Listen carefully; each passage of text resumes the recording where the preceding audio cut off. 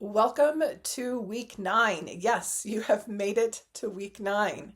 We're going to talk about the last of the structural elements involved in creating a healthy self esteem, and that is to celebrate. That might sound a little strange, but what I'm talking about specifically is celebrating your gifts, talents, desires, and feminine nature.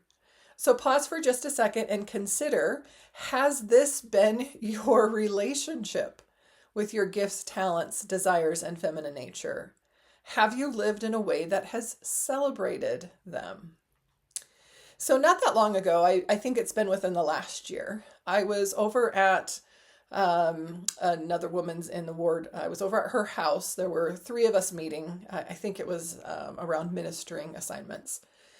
But as we finished our discussion and got up and getting ready to leave, the conversation turned to piano playing. And each of these two other women have played in various callings within the ward and started to talk about their ability in comparison to the person who typically plays the organ in sacrament meeting. And it was fascinating for me to watch and a little bit heartbreaking.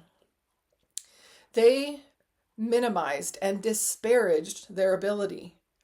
One would talk about that the organist was the maestro, the master, the best, had these amazing abilities.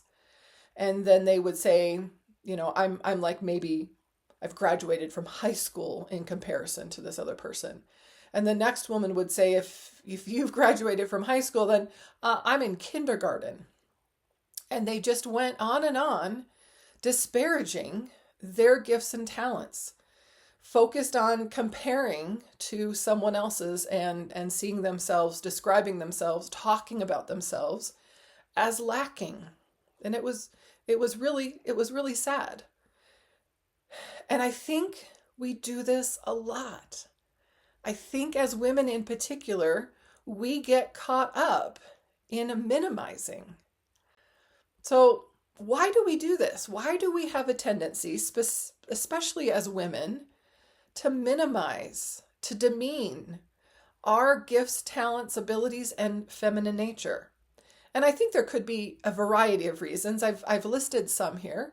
I'm going to encourage you to think about, when you have found yourself doing this, what was it that was going on for you?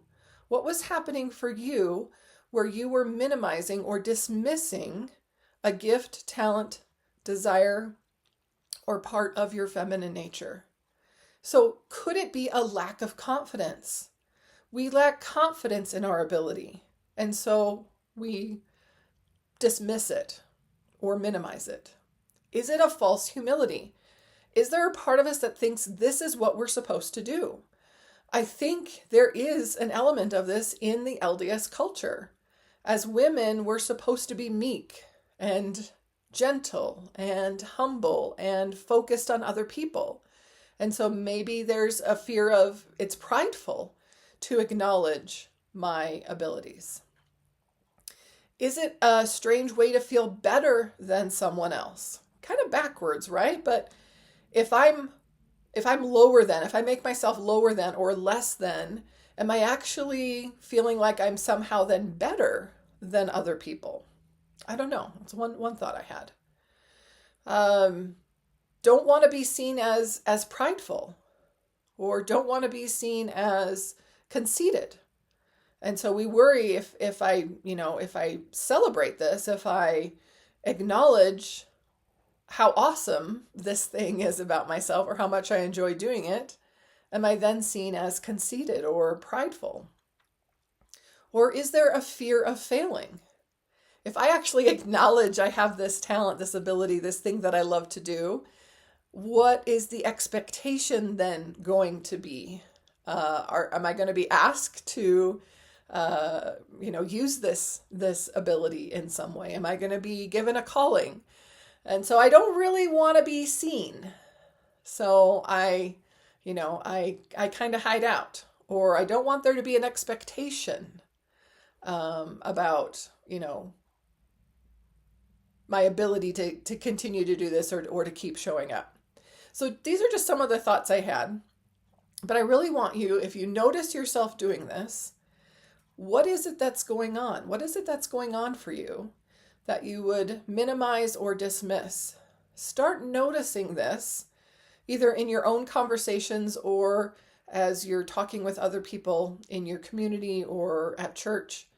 But how often are you minimizing? How often do you hear other women minimizing, criticizing their abilities?